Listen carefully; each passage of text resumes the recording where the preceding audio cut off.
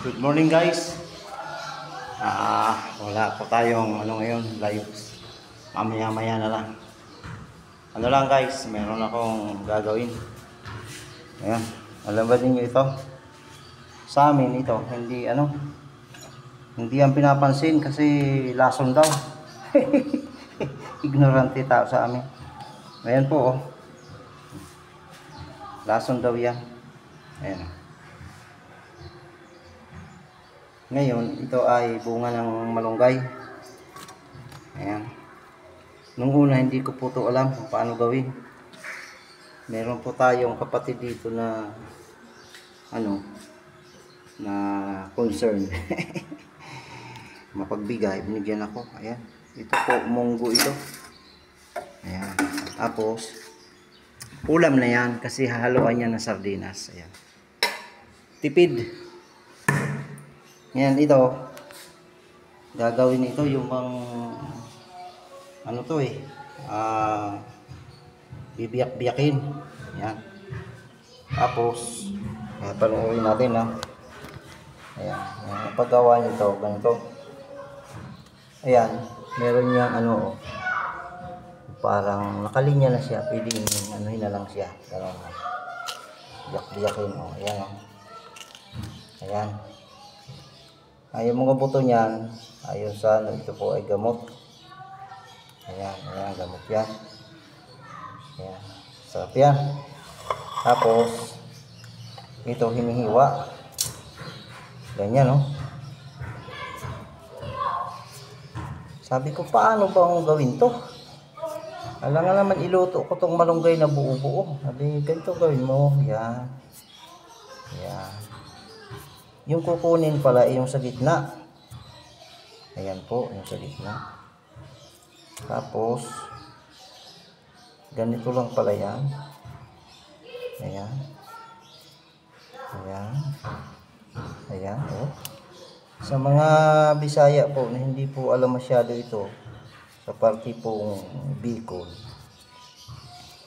masarap po ito, masustansya. Ayan.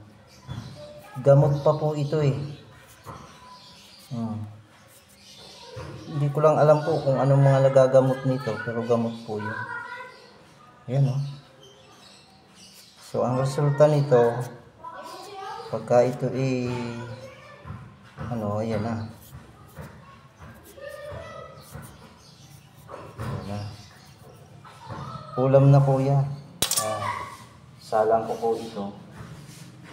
Tapos dito po, ilalagay yung sardinas. Lalagay po dito. Ayan. Lagyan ng kunting tubig para po 2 bisis na iulam ngayon at saka mamayang gabi. Ayan po siya. Ayan. Tapos po ito, ilalagay po ito dito. Ayan, ilalagay dyan. Ayan na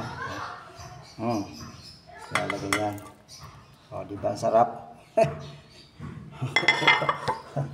Tapos ito isasalang doon sa Ayan, tapos meron pa po nito, marami pa.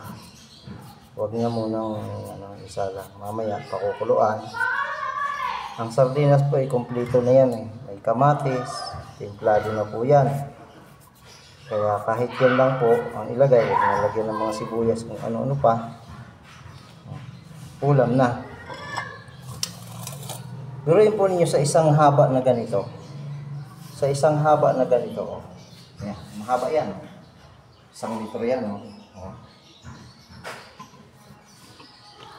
Pag yan po ay ginawa, at nasapsap na po, ang tawag dito sa amin sa Bicol, sasapsapin mo. Ayan. Nahiwa na po yan, nagalip-galip na, sabi sa Ilocano. Yan po ay yung isang haba na ganun, isang mangkok yun. Sa dami. So, biruin mo naman yung ganyan.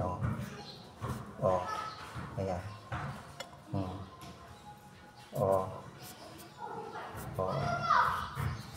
Ayan. Diba? Marami po nito ang hindi nakakaalam. Ako po hindi ko alam to eh. Kasi sa amin, sa Bicol, wala pong ganito.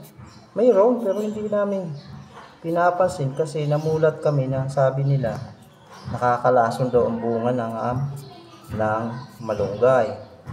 Bunga kasi ito ng malunggay.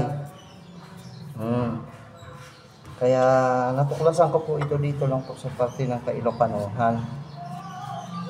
Alam nyo ng mga Ilocano, sabi nila pag kinakain ng kambing na damo, pwedeng gulayin.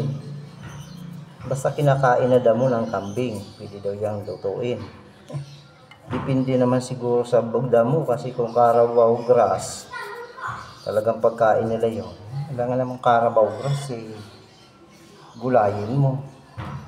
Diba? O yan po. At alam nyo ba, ang lasa nito, napakasarap. Ito pong buto. Ayan o, yun ang buto ng malunggay o. Ang sarap po niyan. Talaga namang mag-i-enjoy ka kapag kumain ka niyan. Hindi mo ang lasa niya na malinamnam na matamis-tamis. Ayan. Yan po yan o. Ayan guys, may iba-vlog po na naman ako ngayon. Ayan. Sa mga nakakaalam na po nito, at actually marami na rin na nakakaalam nito, lalo na parting Ilocano. Paborito nila ito na ulam. Na talagang ang tawag nila dito ay dininding. So ito po kasi pwedeng haluan mo ng manok, baboy, depende. Ako po para tipid, sardinas. Wala nang sibuyas yan. Sardinas lang yan, wala nang halo yan kasi ang sardinas kompleto na yan sa Ricardo. Ayan na po siya. Isa lang po ang hiniwa ko, isa lang na isa lang pero ang dami ko pong nagawa. Kung ayaw mo naman po at magtipid ka, ayan, 3 hati mo lang, ganito mo lang. Ayan. Yan po ang result ng pag nahiwa na po yan, nakuha mo na yung pinakailalim niya. Ayan, ayan o. Ayan na po yan. Pag niluto mo yan, malambot na malambot po yan. Ayan. At depende din po sa bunga na kukunin nyo. Ayan. Kung ang bungin na kukunin nyo ay medyo matigas na, wag na po kasi hindi na lang po maganda yon. Kailangan malambot. At makita nyo yung buto nang lulutuin nyo na ganito, dapat yung buto niya ay ganito oh. Yan ang buto na dapat kukunin mo. Yan ang buto niya. Pag black na po ang buto, wag na po ninyong kunin yun. Marami po itong maluluto, marami pong tahi ang pwedeng lutuin dito. Napakarami. Pero ako po, tipid, wala nang Ricardo, lagyan ko na lang ito ng sardinas, timplahin ko sa asin, saka timplahin ko sa pero yun po ninyo, isa lang po yan. Ulam na po yung isa, ay ulam na po ito ng 3 katao. Ayun na po siya. May munggo po siya. May ulam na po siya ng 3 katao.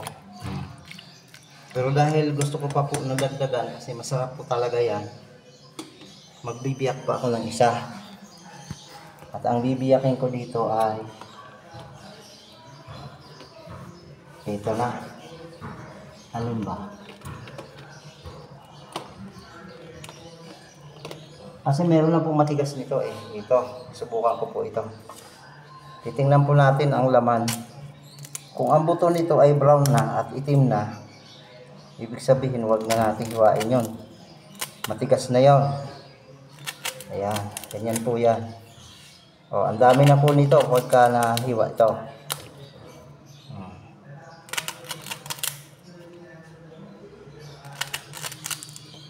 Ayan, medyo pa ang buto niya.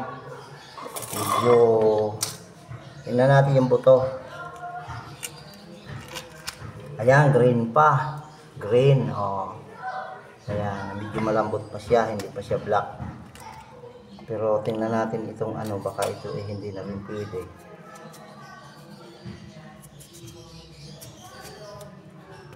Tingnan natin ha.